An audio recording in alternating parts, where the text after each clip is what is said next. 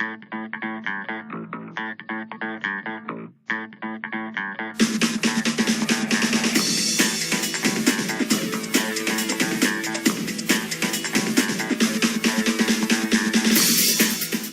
thank you. Welcome back. And now we're going to get into lesson number 6. But before I get into lesson number 6, which is part of clarity, is getting clear, I'd like to reiterate something here.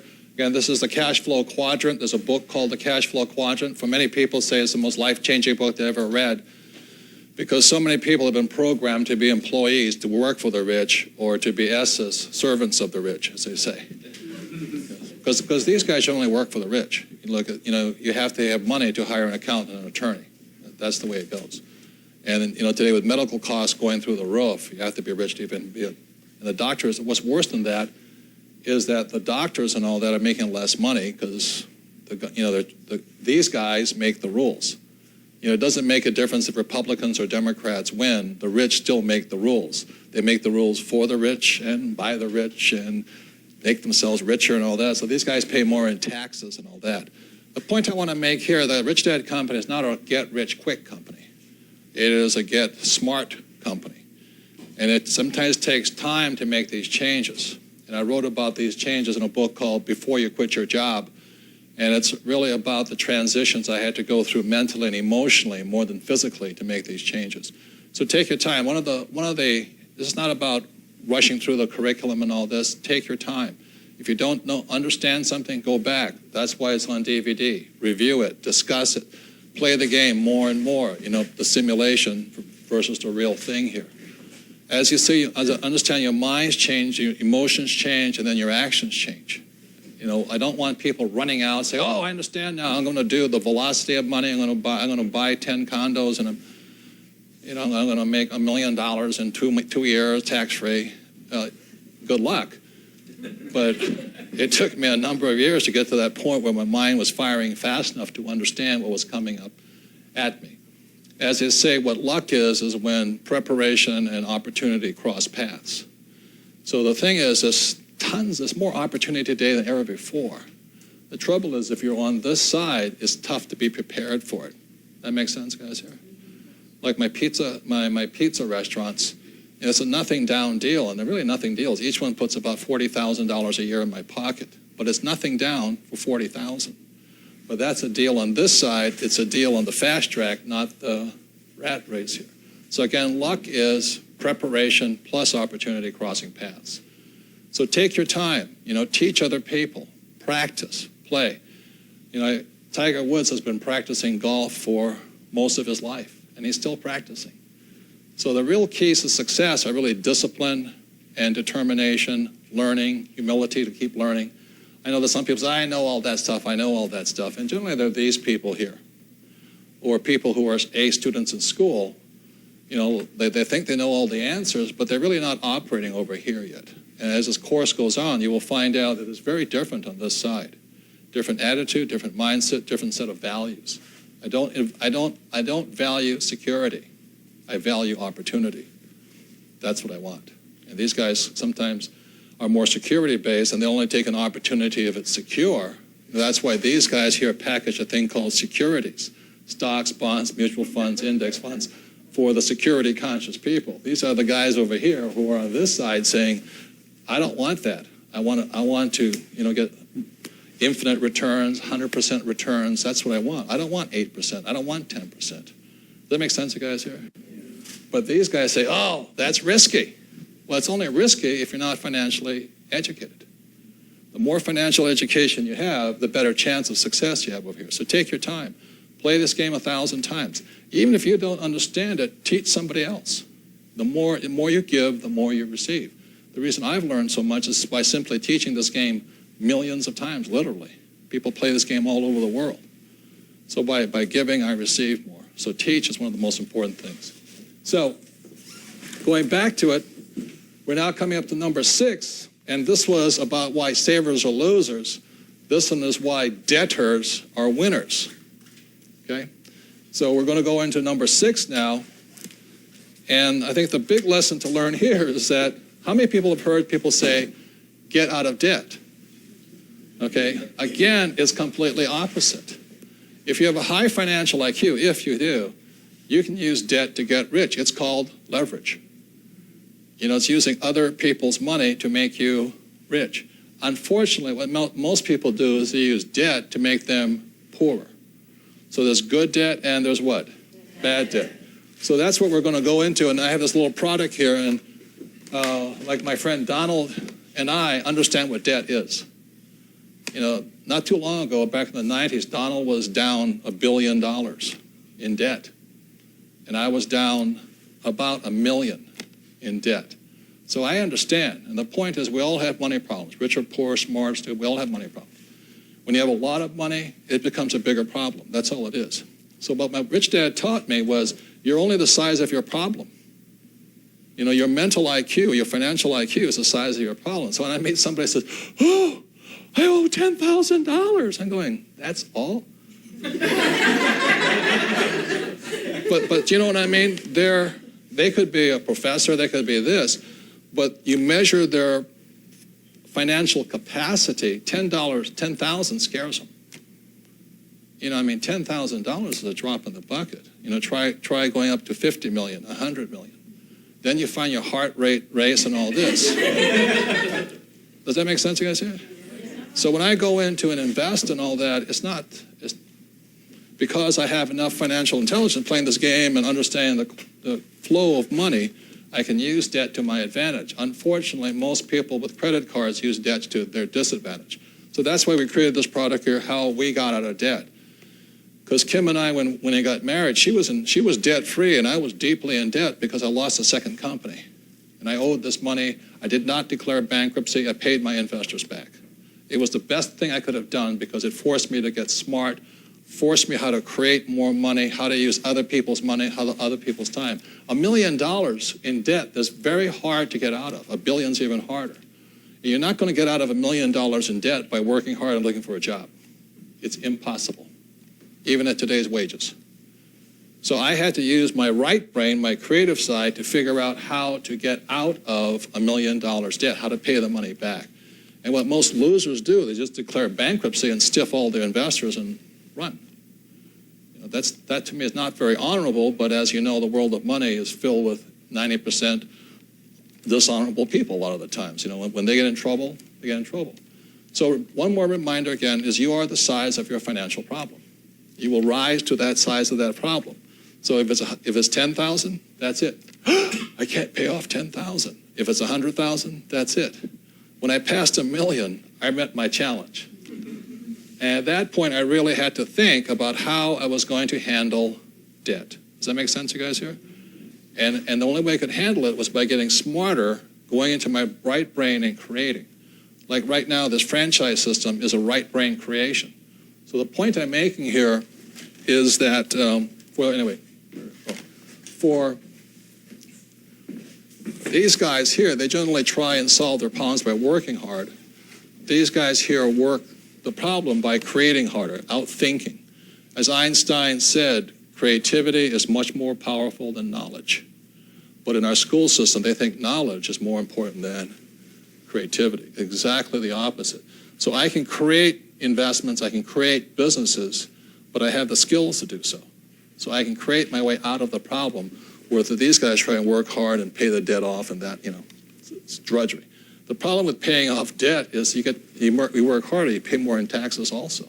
It's really ridiculous. You know, so that's how I got out of debt, was being creative on this side, not working hard on this side. It's a very different mindset. Oh, excuse me. So I'll give you so we're now getting into debt, and again, I'll just repeat it because it is such an important distinction. 1971 was a year that changed the world. And that was the year that Nixon took us off the gold standard. And the moment he did that, savers became the losers. And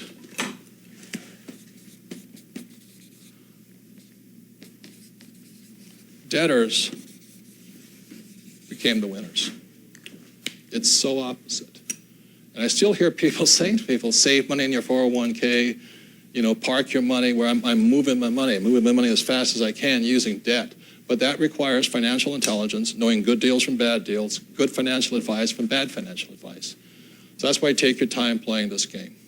So this, again, is one of the biggest changes in the world, is in 1971, savers became losers, debtors became winners.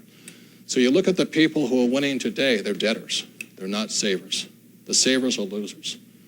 So that's one of the harder things to change. And the next question is, well, what's good debt versus bad debt? Very simply, it's easy to see, again, this section is called clarity. Once you understand how cash flow works, it's really easy to see. So that debt always applies in the liability column. Okay. So if I'm paying a car payment, the reason it's bad debt is because generally, for the average person, they're coming in here and they have money's going that way, and this says car payment here. So bad debt is debt that I have to pay for. But just recently, my wife borrowed $8 million for a property. And the reason I like it is because it's truly an asset. Because after paying all the expense and all this asset puts $30,000 a month in her pocket. That's good debt. So the reason the middle class is struggling is they don't know assets from a hole in the ground. You know, they don't know the difference.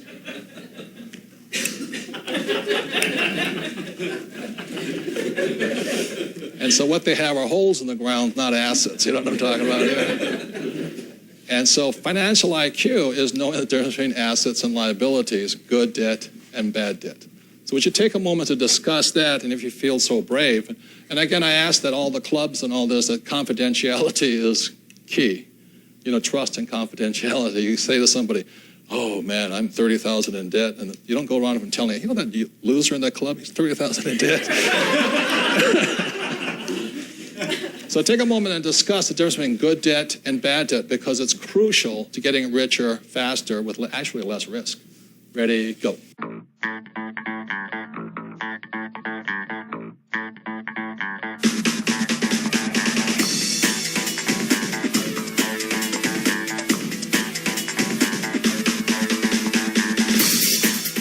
Okay, so we're going on with debt. So I'll just show you a couple examples of debt. Now, debt is called leverage a lot of times. So if this is a rock, and the way you can move the rock is by having the human being come over here, and using a lever, you can push this thing up here. But what's unfortunately happening to the middle class is they're over here carrying the debt. Does that make sense, you guys here? So debt can be positive leverage or negative leverage. You can also use too much leverage and it falls apart on you. How many people ever use too much leverage on a deal? I have. And the way you know when you have too much leverage is called the sleeping principle. When you can't sleep at night, you use too much leverage.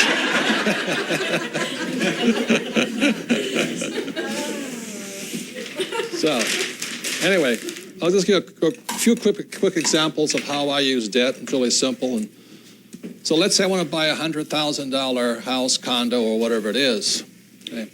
And what I do is I put $20,000 down. They call it a down payment. I call it equity. This is my skin in the game. I'll put $20,000 down and very simply finance the rest with debt. Now, the reason I like this money here, or my banker's money, is really simple. It's tax-free money. This is called debt. I don't have to pay taxes on it. This is absolutely wonderful. If you're, the average tax rate is about 50% with all the hidden taxes and all this, the state, local, and state, federal, and then all the other taxes that they sort of shift away from you. So to get $80,000, I just simply double it. And I say what it really means is I'll really need $160,000 in earnings to cover $80,000. That makes sense, you guys? Because taxes will take 50% of it. So one of the ways I'm getting hit faster is I want to use higher debt ratios. But the higher the debt ratio, the more certain on the deal. And by number 10, you'll understand how it comes together. Also, if I use more debt, does my return on investment go up or down? Up. The more debt, the higher the return. So if somebody says they're getting 8% return, I go, what a loser. why would you lose it? Why would you get 8%?